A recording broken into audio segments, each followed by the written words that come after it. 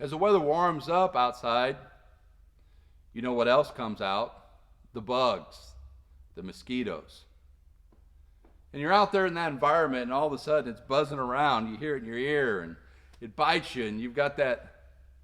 You know what mosquitoes are? They're parasites. They're one of the three major categories of parasites. And a parasite is defined as an organism that lives on or in a host. And it gets its food from or at the expense of its host. Mosquitoes, ticks, fleas, lice, mites, they're all ectoparasites. And then there's the helminths. And those helminths are like tapeworms and roundworms and thorny-headed worms. And they don't live outside the host, they live inside the host.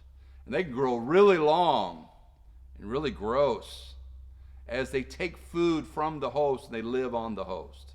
And then there's also the protozoas. They're just the single-celled parasites. You can't see them, but my friend, they can multiply quickly inside, and they can spread bacteria, and they can cause an infection in an individual. All these types of parasites are not good physically, but my friend, parasites aren't good spiritually either.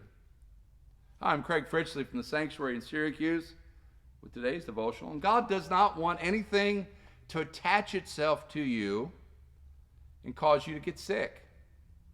God doesn't want you to be unhealthy. He wants you to have a balance. So that's why we've got to watch what we spend our free time on. And that we keep a balance. That we don't go overboard and let something cleave to our lives. That's what the psalmist said in Psalms 101, verse 3. He says, I will set no wicked thing before mine eyes.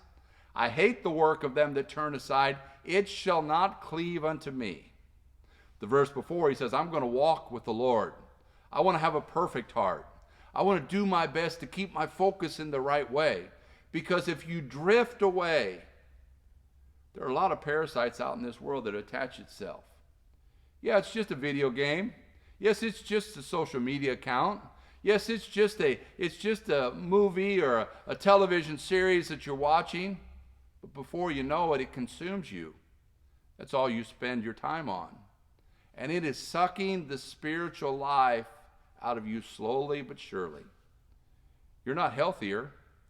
It's growing, and you're getting worse. And so we have to have a balance. That's why David said, I'm not going to let anything cleave unto me. I won't set any wicked thing. And so you've got to make sure you discipline yourself, that you only look at wholesome things, that you only read things that are good, that you only participate in things that are healthy for you. So get some accountability. Let other people help you. Because God does not want anything to attach itself to you that's going to destroy you. The Lord gives life, and he gives it that more abundantly. And he wants that life to spread.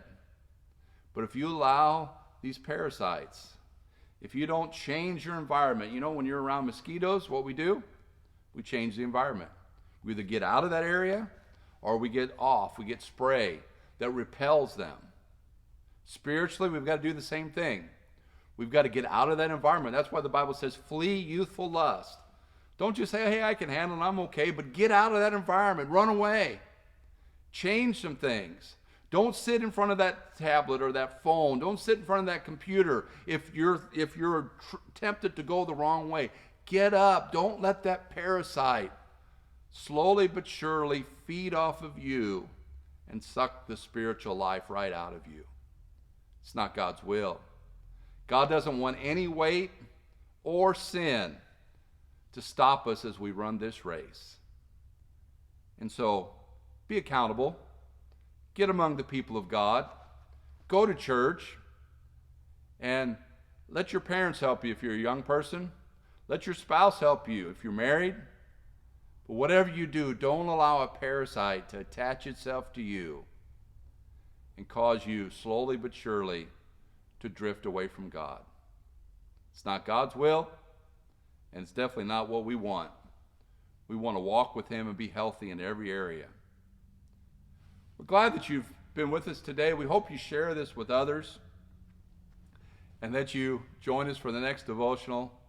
God bless you. We're praying for you, Have a wonderful day.